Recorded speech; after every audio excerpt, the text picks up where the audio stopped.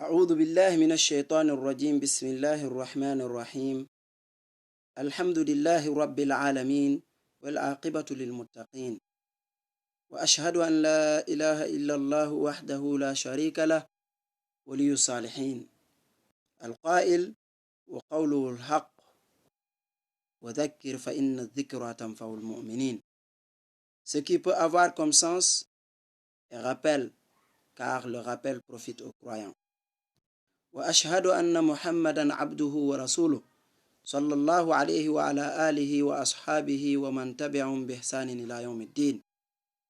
القائل وهو صادق المصدوق الذي لا ينطق عن الهوى إن هو إلا وحي يوحى بلغوا عني ولو آية. Ce qui peut avoir comme sens, transmettez de moi, même si ce n'est qu'un verset. Chers frères et sœurs en islam, chers amis, permettez-moi de me rappeler et de vous rappeler des 10 premiers jours du mois de Dhul Hijjah. En effet, Dhul Hijjah est un des mois sacrés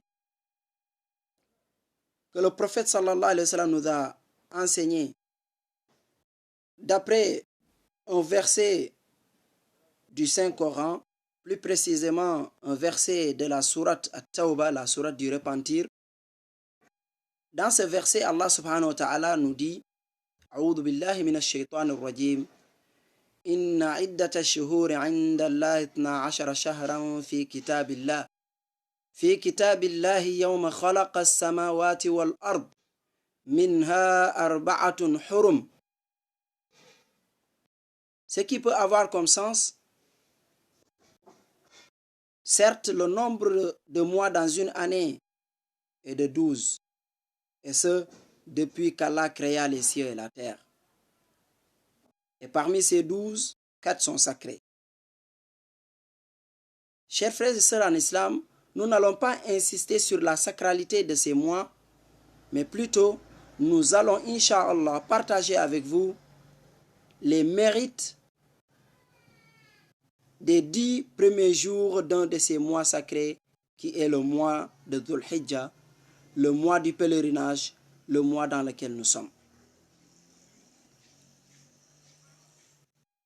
En effet, d'après un hadith authentique rapporté par Al-Bukhari, Ibn Abbas radiyallahu anhuma a dit, le prophète sallallahu alayhi wa sallam a dit, ما من أيام العمل الصالح فيها أحب إلى الله من هذه الأيام أي أيام العشر. Ce qui peut avoir comme sens, il n'y a pas de jour pendant lesquels une bonne action accomplie et aimée est plus aimée par Allah subhanahu wa ta'ala que ces jours, c'est-à-dire les 10 derniers jours, les 10 premiers jours, pardon. Chers frères et sœurs en islam, les 10 premiers jours de Dhul Hijjah sont les meilleurs jours de l'année. Les 10 premiers jours de Dhul Hijjah sont les meilleurs jours de l'année. Mais aussi, une bonne action accomplie pendant ces jours est plus aimée par Allah subhanahu wa ta'ala. Alors, un musulman averti, conscient de sa religion, après avoir entendu ce hadith, doit s'arrêter et se dire, eh bien alors, qu'est-ce que je vais attendre? Pourquoi perdre le temps? Pourquoi rater une telle occasion? Alors, il va s'asseoir pour agencer, pour organiser, pour classifier les bonnes actions par degré de grandeur, degré d'importance. Ainsi, il pourra penser au tawhid, car parmi les bonnes actions, il y a le fait d'avoir le tawhid.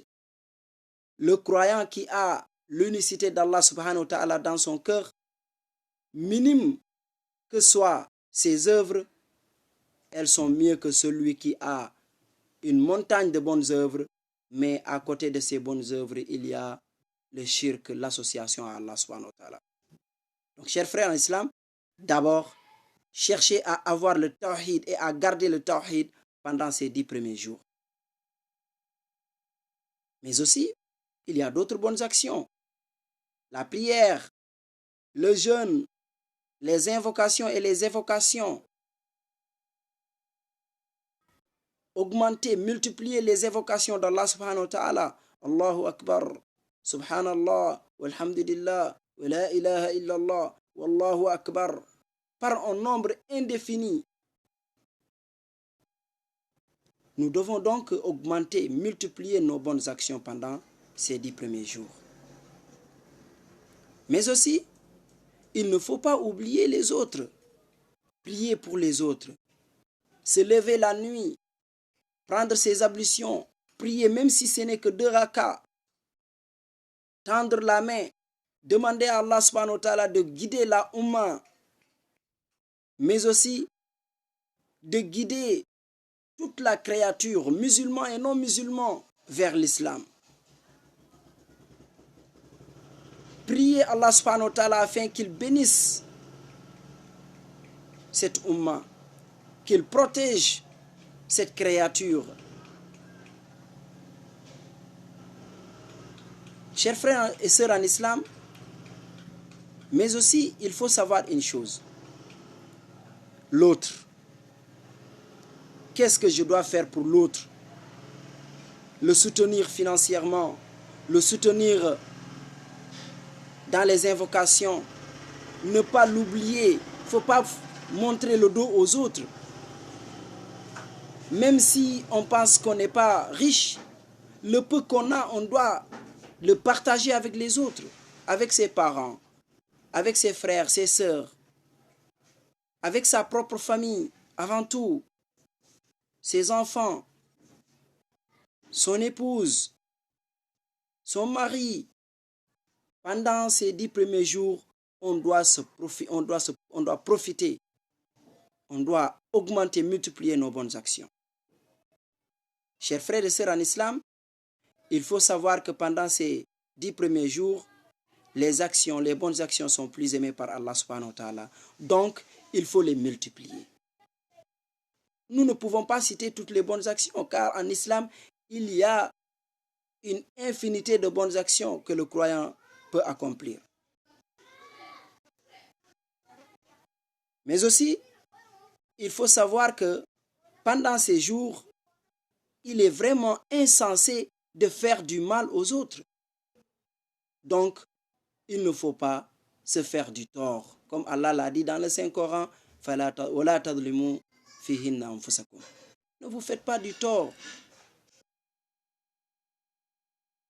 Ton voisin, musulman ou non musulman, ne lui fais pas du tort. Tes enfants, ton épouse, ta famille, dans les lieux de travail, au marché, ne faites pas du tort à l'autre, croyant ou non croyant, musulman ou non musulman. Donc, ces 10 premiers jours sont les meilleurs jours de l'année et une bonne action accomplie pendant ces 10 premiers jours est plus aimée par Allah subhanahu wa ta'ala qu'accomplie dans les autres jours. Mais aussi, nous n'allons pas terminer sans parler d'une sunna du prophète sallallahu alayhi wa sallam, une recommandation du prophète sallallahu alayhi wa sallam. D'après ce hadith rapporté par Muslim, d'après Salama radiyallahu anha, le prophète sallallahu alayhi wa sallam a dit: Ida dakhalatil ashr wa arada ahadukum an yudahhiya fala yamassa min sha'rihi wa basharihi shay'a. Ce qui peut avoir comme sens, quand les 10 premiers jours commencent et que quelqu'un d'entre vous a l'intention de sacrifier un animal, une bête, le jour de la fête, le sacrifice cultuel, le jour de la fête, Eid al-Adha ou bien Eid al-Kabir, ou bien on l'appelle en Afrique la Tabaski, il ne doit ni couper ses ongles, ni couper ses cheveux. Je ne parle pas de la barbe qui ne doit même pas être coupée. Donc, le croyant qui a l'intention d'égorger un mouton, une chèvre, une vache, un taureau, un chameau, cela dépend de ses moyens, ne doit pas couper quoi que ce soit de son corps. Donc voilà la religion de l'islam. C'est notre religion. C'est peut-être, Inch'Allah, dans le futur, ta religion. Donc, protégeons-la. Accomplissons les actions recommandées par notre saint prophète et par Allah subhanahu wa ta'ala afin que nous soyons parmi les bienheureux. Et ainsi, je vais terminer par prier pour moi et prier pour vous. Je demande à Allah subhanahu wa ta'ala qu'il nous bénisse, qu'il nous guide dans sa voie, qu'il nous protège ici-bas et dans l'au-delà, et que nous soyons parmi ceux qui entendent la bonne parole et en retiennent l'essentiel. Assalamu alaikum wa rahmatullahi wa barakatuh.